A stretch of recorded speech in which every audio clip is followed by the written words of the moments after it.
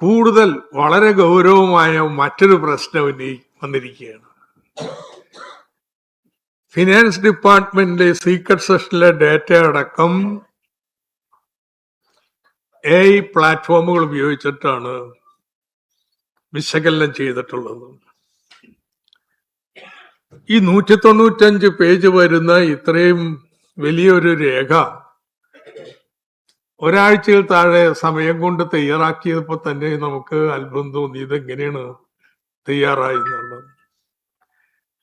ഇപ്പൊ independent verification,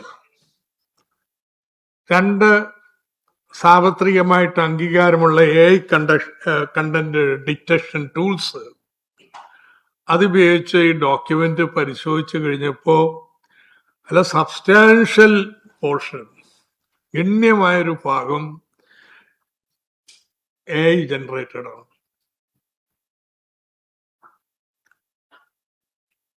AI ഉപയോഗിക്കുന്നതിന് ഞാനിതിനൊന്നും അല്ല കേട്ടോ. അതിന് ആധുനിക കാലത്ത് അങ്ങനെ നിലപാടേ എടുക്കാൻ പറ്റൂല. പക്ഷെ ഒരു പ്രശ്നമുണ്ട്. ഈ സീക്രട്ട് സെക്ഷനിലെ അടക്കമുള്ള ഡേറ്റ എല്ലാം പബ്ലിക് ഡൊമൈനിലാണെന്ന് അവരുടെ പ്ലാറ്റ്ഫോമിലേക്ക് കൊടുക്കുകയാണ്. എങ്കിൽ മാത്രമല്ലേ ഈ കണ്ടന്റ് ജനറേറ്റ് ചെയ്യാൻ പറ്റത്തുള്ളൂ. ഇത് മുഖ്യമന്ത്രി VD സതീശൻ ക്ലാരിഫൈ ചെയ്യണം. ഇങ്ങനെയൊന്നും ഉണ്ടായിട്ടുണ്ടോ? ഇങ്ങനെ സീക്രട്ട് ഡാറ്റ AI ടൂൾസ് ഉപയോഗിച്ച് വിശകലനം ചെയ്യുന്നതിന് ഉള്ള മാനദണ്ഡങ്ങള് സുപ്രീം കോടതി, ഹൈക്കോടതി, പിന്നെ കേന്ദ്ര ഫിനാൻസ് ഡിപ്പാർട്ട്മെന്റ്, കേരള സർക്കാർ എല്ലാവരും ഇറക്കിയിട്ടുണ്ട്. സുപ്രീം കോടതി 19 ജൂലൈ 2025 കൃത്യമായ സ്റ്റാൻഡേർഡ്സ് നിർവഹിച്ചിട്ടുണ്ട്. 1, അപ്രൂവ്ഡ് AI ടൂൾസേ ഉപയോഗിക്കാൻ പാടുള്ളൂ. സെൻസിറ്റീവ് ആയിട്ടുള്ള കോൺഫിഡൻഷ്യൽ ആയിട്ടുള്ള ഡേറ്റ LLMസിൽ ഇടാൻ പാടുള്ളതല്ല. ദെൻ ഫുൾ ഹ്യൂമൻ ഓവർസൈറ്റ് വേണം, തുടങ്ങിയിട്ടുള്ള കാര്യങ്ങൾ. നൗ കേരള ഹൈക്കോടതി ഇതുപോലെ തന്നെ കേരള ഹൈക്കോടതിയാണ് 19 ജൂലൈ 2025 നിർദ്ദേശം നൽകിയത് ഈ പറഞ്ഞ രീതിയിൽ. 2026 ജൂൺ 3 സുപ്രീം കോടതിയും ഇതുപോലെ തന്നെ മാർഗനിർദ്ദേശം നൽകിയിട്ടുണ്ട്. ഫിനാൻസ് മിനിസ്ട്രി ഉദ്യോഗസ്ഥര് അവരുടെ എക്യുപ്മെന്റ്സില് AI tools, public generative AI tools, chat GPT അല്ലെങ്കിൽ അതുപോലുള്ള LLMs ഉപയോഗിക്കാൻ പാടില്ല എന്ന് ചൂണ്ടിക്കാണിച്ചിട്ടുണ്ട്. പിന്നെ ഡിജിറ്റൽ പേഴ്സണൽ ഡാറ്റ പ്രൊട്ടക്ഷൻ ആക്ടിന്റെ നിബന്ധനകളുണ്ട്. ഇങ്ങനെ എത്ര വേണമെങ്കിലും പറയാം. ഏറ്റവും അവസാനം കേരള സർക്കാർ തന്നെ കേരള AI നയം അല്ലെങ്കിൽ അതിനുള്ള നടപടിക്രമങ്ങൾ സ്വീകരിച്ചപ്പോഴും ഇതിനെതിരെ ജാഗ്രത പറഞ്ഞിട്ടുള്ളതാണ്. അപ്പോ AI ടൂള് ഉപയോഗിച്ച് ജനറേറ്റ് ചെയ്തതാണോ എങ്കിൽ ഏതൊക്കെ ഡേറ്റയാണ് സർക്കാരിൻ്റെത്, സീക്രട്ട് സെഷൻ ഡേറ്റ ഇതിൽ ഉപയോഗിച്ചിട്ടുണ്ടോ? ഇതിന്റെ പ്രശ്നം എന്താ? നിയമസഭയിൽ വെക്കുന്ന രേഖകളിലുള്ള പബ്ലിക് ട്രസ്റ്റ് ഇല്ലാതാക്കുകയാണ്. ഇത് സർക്കാരിന്റെ സെൻസിറ്റീവ് ഡാറ്റ പബ്ലിക് ഡൊമൈനിലേക്ക് ആർക്ക് പേർക്ക് ഉപയോഗിക്കാൻ വേണ്ടി പറ്റുന്ന രീതിയിൽ നൽകുകയാണ്. ഇത് കേരളത്തിന്റെ തനതായിട്ടുള്ള AI നയം ടൂള് ഉണ്ടാക്കാനുള്ള പരിശ്രമങ്ങളെ അണ്ടർമൈൻ ചെയ്യുകയാണ്. ഏതായാലും ഇപ്പോഴാണ് എങ്ങനെയാണ് ഇങ്ങനെയുള്ള അബദ്ധങ്ങള് ഈ ധവളപത്രത്തിൽ വന്നതെന്ന് എനിക്ക് മനസ്സിലായത്. കാരണം ഇതില് സഹായിച്ചിട്ടുണ്ട് എന്ന് മുഖ്യമന്ത്രി പറഞ്ഞിട്ടുള്ള ആളുകളുടെ പേരുകളൊക്കെ എന്റെ അടക്കമുള്ളവരുടെ സഹപ്രവർത്തകരാ ഒരുമിച്ച് പഠിപ്പിക്കുകയൊക്കെ ചെയ്തിട്ടുള്ളതാണ്. അപ്പൊ ഞാനിത് അത്ഭുതപ്പെട്ടു പോയി. കേരളത്തിലെ ഉദാഹരണം പറയാണ്, കേരളത്തിലെ വികസന ചെലവ് മറ്റ് സംസ്ഥാനങ്ങളുടെ ഏതാണ്ട് പാതി വരൂ, വളരെ കുറവ്. അവരൊക്കെ പാതിയല്ല, അവരൊക്കെ വളരെ കുറവ്. എങ്ങനെ വരും? എനിക്കിവിടെ മനസ്സിലായത് റിസർവ് ബാങ്കിന്റെ ഡാറ്റ ഉപയോഗിച്ചത്. റിസർവ് ബാങ്കിന്റെ ഡാറ്റ നോക്കുമ്പോഴത്തേനും അതില് നമ്മുടെ പഞ്ചായത്തിന് കൊടുക്കുന്ന പണം ഉൾപ്പെടൂല ഡെവലപ്മെന്റ് എക്സ്പെൻഡിച്ചർ ആയിട്ട്. അത് ഗ്രാൻഡായിട്ട് കണക്കാക്കി പോവുകയാണ്. അപ്പൊ അതിന്റെ ഫലമായിട്ട് എന്താ? അതിന്റെ ഫലമായിട്ട് ഈ കണക്കിന്റെ വ്യാഖ്യാനം ഈ രീതിയിൽ വന്നു. നമ്മൾ പഞ്ചായത്തിന്, തദ്ദേശ ഭരണ സ്ഥാപനങ്ങൾക്ക് നൽകുന്ന പണത്തില് 1 പൈസ പോലും നോൺ ഡെവലപ്മെന്റ് എക്സ്പെൻഡിച്ചർ ഇല്ല. 1 പൈ ശമ്പളത്തിന്, അങ്ങനെയുള്ള ഒരു കാര്യത്തിന് അത് ഉപയോഗിക്കാൻ പാടില്ല. പ്യുവർ ഡെവലപ്മെന്റ് ഫണ്ടാണ്. അത് റിസർവ് ബാങ്കിന്റെ ടൈം സീരീസിൽ നമ്മളെ ഉൾപ്പെടുത്തുന്നില്ല. അത് ഉപയോഗിച്ച് നോൺ ആപ്ലിക്കേഷൻ ഓഫ് മൈൻഡ്. അല്ലെങ്കിൽ സാധാരണതയിൽ ആരും അപ്പ തന്നെ കാണണ്ടേ ഇതിങ്ങനെയല്ലെന്നുള്ളത്. ഇതുപോലെ പലതും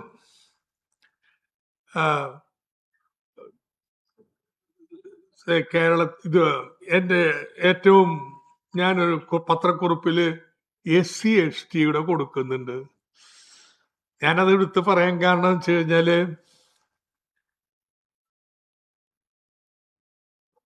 വസ്തുതാ വിരുദ്ധമായ കാര്യം രാഷ്ട്രീയ ലക്ഷ്യത്തോടു കൂടി ഉപയോഗിക്കുന്നതിന്റെ ഏറ്റവും നല്ല ഉദാഹരണം എന്താ ധവളപത്രം പറയുന്നത്? ധവളപത്രം പറയുന്നത് പ്ലാൻ എക്സ്പെൻഡിച്ചറിന്റെ 3.8% അത്ര മാത്രമേ SCP TSP വരുന്നുള്ളൂ. ജനസംഖ്യാനുപാതികമായിട്ട് കൊടുക്കേണ്ടതാണ്. 2017-18 9% ചെലവാക്കിയ സ്ഥാനത്ത് കുറഞ്ഞു കഴിഞ്ഞ വർഷം 2025-26 3.8.5% കുറഞ്ഞു. അത് ഞെട്ടിപ്പിക്കുന്ന ഒരു കാര്യമല്ലേ? SCP ഫണ്ട് ഇങ്ങനെ ചെലവാക്കിയില്ലെന്ന് പറയുമ്പോ എന്താ അത്? നിയമത്തിൽ പറയുന്നത് എന്താ? പ്ലാൻ തീരുമാനം എടുക്കുമ്പോ SCക്കും STക്കും ജനസംഖ്യാനുപാതികമായിട്ട് പ്ലാൻ ഫണ്ട് മാറ്റിവെക്കണം. SCയുടെ ജനസംഖ്യ എത്രയാണ്? 9.1%. STയുടെ ജനസംഖ്യ എത്രയാണ്? 1.5%. അവിടെ മൊത്തം 10.55. എന്നാൽ എത്ര കേരളം വെക്കുന്നതെന്നറിയോ? 9.8% SCക്ക് വെക്കുന്നത്. 9.1 മതി. ശരാശരി ഞാൻ പറയണം. പിന്നെ STക്കോ 1.5 ഉള്ളൂ, 2.8%. ഇന്ത്യ രാജ്യത്തെ SC ST ദുർബല വിഭാഗങ്ങൾക്ക് ജനസംഖ്യാനുപാതത്തെക്കാൾ കൂടുതൽ ഉയർന്ന വകയിരുത്തുന്ന ഏക സംസ്ഥാനം കേരളം. മറ്റ് സംസ്ഥാനങ്ങളിൽ പ്ലാൻ നിന്നപ്പോൾ ഇതും തീർന്നു. ഇതാണ് ഏറ്റവും അഭിമാനപൂർവ്വം എടുത്തു പറയാറുള്ളൊരു കാര്യം. ഇതെങ്ങനെ ധവളപത്രത്തിൽ നേരെ തിരിച്ചായത്? കാരണേ സാമാന്യ ബുദ്ധിയുള്ളവരെ ചെയ്യുന്നതാ. പ്ലാൻ ഉണ്ടാക്കിയപ്പോ പ്ലാനിന്റെ നിശ്ചിത ശതമാനം വെച്ചിട്ടുണ്ടോ, അതിന്റെ എത്ര ശതമാനം ചെലവാക്കിയിട്ടുണ്ട് എന്ന് നോക്കുകയല്ലേ ചെയ്തിട്ട്. അങ്ങനെ നോക്കുമ്പോ ശരാശരി 71% ചെലവാക്കിയിട്ടുണ്ട്. 71 കുറയാൻ കാരണം അവസാന വർഷം 9 മാസത്തെ കണക്കുള്ളൂ ചെലവ് വരാൻ പോണുള്ളൂ. എക്കണോമിക് റിവ്യൂലുള്ളതാണ്. ഇങ്ങനെ ലളിതമായിട്ട് ഈ കാര്യം നോക്കണതിന് പകരെ പ്ലാൻ എക്സ്പെൻഡിച്ചർ വേറെ ഇൻഡിപെൻഡന്റ് ആയിട്ട് കണക്കൂട്ടുകയാണ്. വർഷാവസാനമാകുമ്പോൾ പ്ലാൻ എക്സ്പെൻഡിച്ചറിലേക്ക് ധവളപത്രത്തിൽ തന്നെ വേറെ ചൂണ്ടിക്കാണിക്കുന്ന പോലെ കിഫ്ബിക്ക് കൊടുക്കുന്ന പണവും എല്ലാം കൂട്ടിച്ചേർക്കും. അപ്പോ പ്ലാൻ ഔട്ട്ലേയുടെ അടങ്കലിന്റെ 142% വരെ പ്ലാൻ എക്സ്പെൻഡിച്ചർ വന്ന വർഷമുണ്ട്. അതിന്റെ ശതമാനമായിട്ട് SCPTSP ചേർക്കുമ്പോ അത് കുത്തിനെ കുറയില്ലേ? ഇതാ ഞാൻ പറഞ്ഞത്, നോൺ ആപ്ലിക്കേഷൻ ഓഫ് മൈൻഡ്. നമ്മൾ ഈ AI ഒക്കെ അധികം ഉപയോഗിക്കുമ്പോൾ ഇങ്ങനെയൊക്കെ വന്നു ചേരുവേ. ഇതുപോലെ പലതും ഉണ്ട്. അപ്പൊ അതുകൊണ്ട് മുഖ്യമന്ത്രി VD സതീഷ് അദ്ദേഹമാണുള്ള ധനകാര്യം കൈകാര്യം ചെയ്യുന്നത്. He must come clean. ഈ റിപ്പോർട്ട് AI ജനറേറ്റഡ് ആണ്. എത്രമാത്രം ഉപയോഗിച്ചു? സീക്രട്ട് സെഷനിലെ ഡാറ്റ നിങ്ങൾ പബ്ലിക് ഡൊമൈനിലേക്ക് ഇട്ടിട്ടുണ്ടാവും. അതുകൂടി വരണം. ബഹുമാനപ്പെട്ട സ്പീക്കർ ഇതുകൂടി പരിഗണിക്കേണ്ടതുണ്ട്. ഇങ്ങനെ സർക്കാർ രേഖകൾ കൈകാര്യം ചെയ്യുന്നത് ശരിയാണോ അല്ലയോ? കുറിപ്പ് വരുന്നതിൽ ഈ ഡാറ്റ എല്ലാം കൃത്യമായിട്ട് നൽകുന്നുണ്ട്. നോക്കിക്കോട്ടെ കേട്ടോ.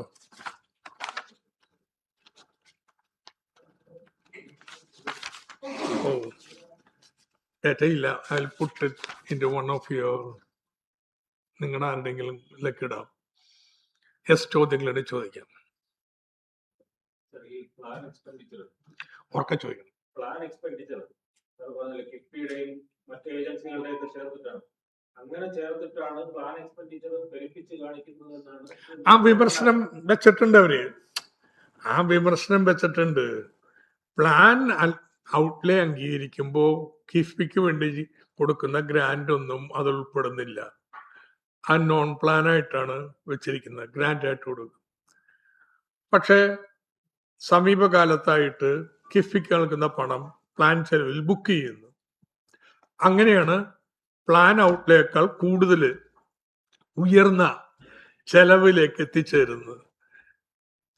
പക്ഷെ അത് അറിഞ്ഞുകൊണ്ട് ഇതിങ്ങനെ ഉപയോഗിച്ചിരിക്കുന്നു എന്നുള്ള എൻ്റെ വിമർശനം.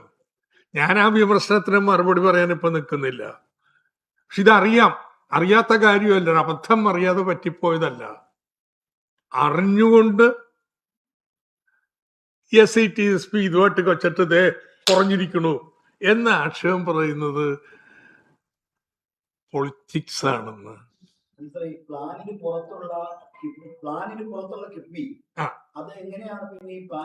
അല്ല, അതിപ്പോ ഞാൻ പറയുന്നില്ല. പ്ലാനിന് പുറത്താണ്, ബഡ്ജറ്റിനും പുറത്താണ്. പക്ഷെ കിഫ്ബിക്ക് ബഡ്ജറ്റിൽ നിന്ന് വർഷം തോറും ഒരു ഗ്രാന്റ് നൽകുന്നുണ്ട്, പഞ്ചായത്തിന് കൊടുക്കണ പോലെ തന്നെ. അത് വർഷാവസാനം അത് ബുക്ക് ചെയ്തിരിക്കുന്നു. അത് പാടില്ല എന്നാണ് ധവളപത്രം പറയുന്നത്. ആയിക്കോട്ടെ, ഇനി ബുക്ക് ചെയ്യണ്ട. അത് തെറ്റാണെങ്കിൽ. പക്ഷെ ഇത് തെറ്റാണെന്ന് അറിഞ്ഞുകൊണ്ട് SCPTSP അതിന്റെ ശതമാനമായിട്ട് കണക്കാക്കിയിട്ട് 3.8% പ്ലാൻ എക്സ്പെൻഡിച്ചറിൽ SCPTSP വരുന്നുള്ളൂ എന്ന് പറയുന്നത് ന്യായമാണോ? ഞാൻ കഴിഞ്ഞത് 2018 സാറ് FM ആയിരുന്ന കാലം മുതൽ 30% പ്ലാൻ കട്ടുണ്ട്. മഹാപ്രളയത്തിന്റെ സമയത്ത് 30% പ്ലാൻ കട്ട് പ്രഖ്യാപിച്ചു.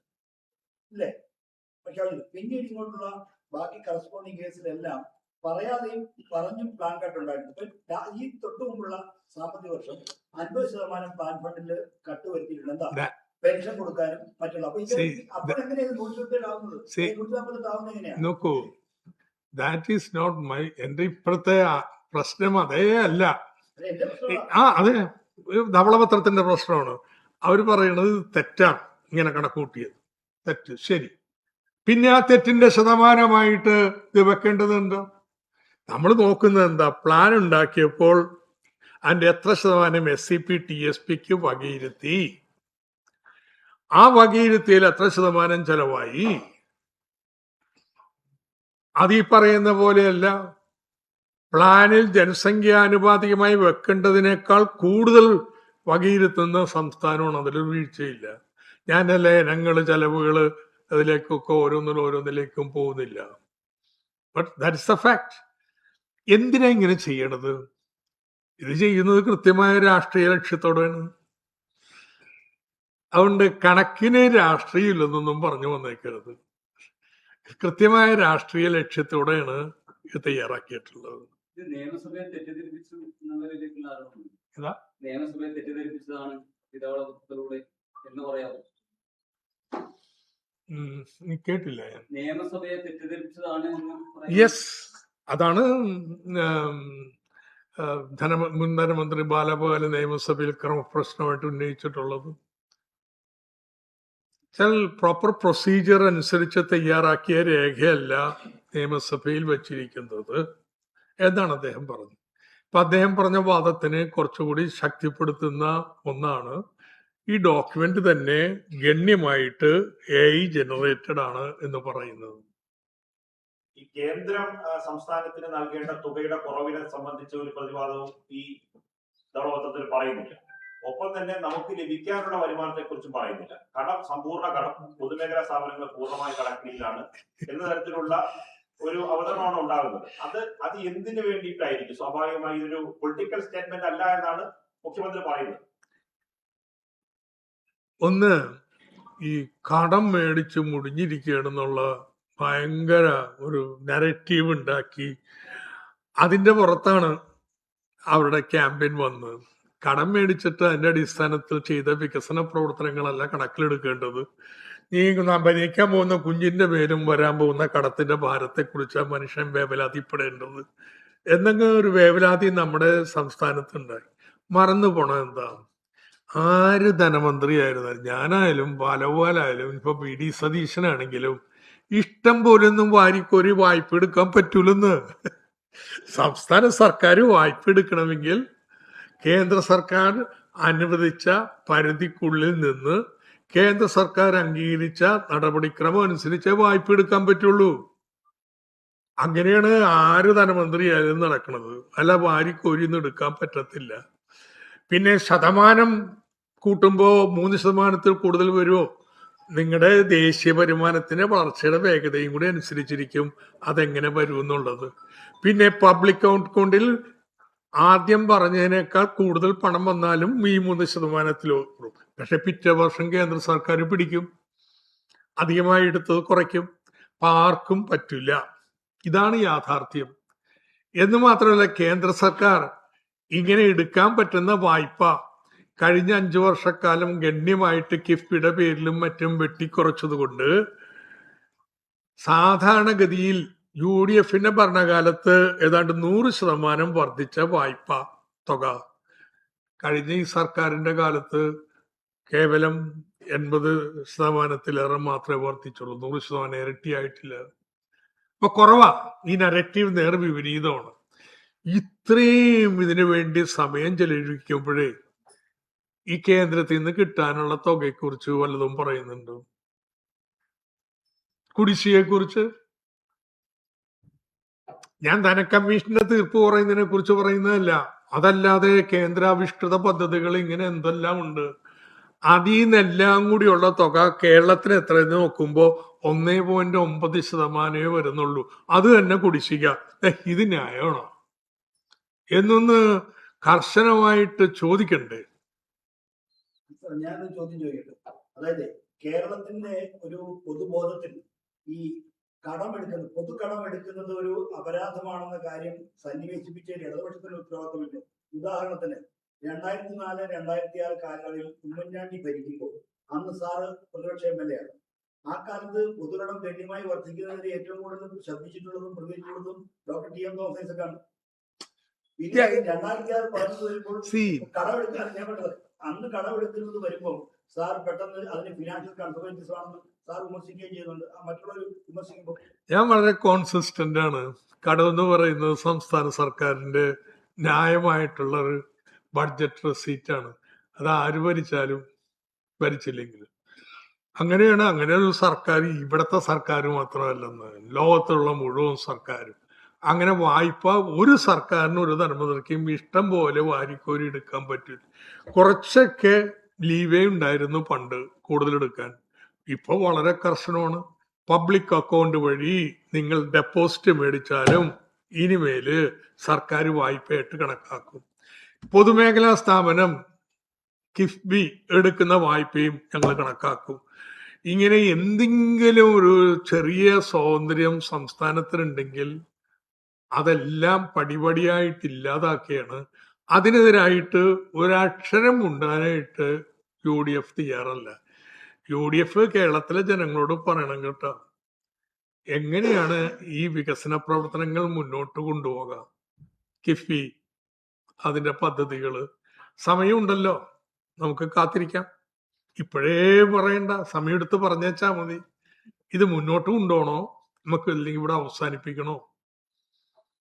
അവസാനിപ്പിക്കുന്നില്ലെങ്കിൽ എങ്ങനെയാണ് മുന്നോട്ട് കൊണ്ടുപോകേണ്ടത് എന്നുള്ളത് സമയമെടുത്ത് തന്നെ തീരുമാനിക്കട്ടെ. പക്ഷെ അതൊന്നും AI വിട്ടുകൊടുക്കരുത് കേട്ടോ.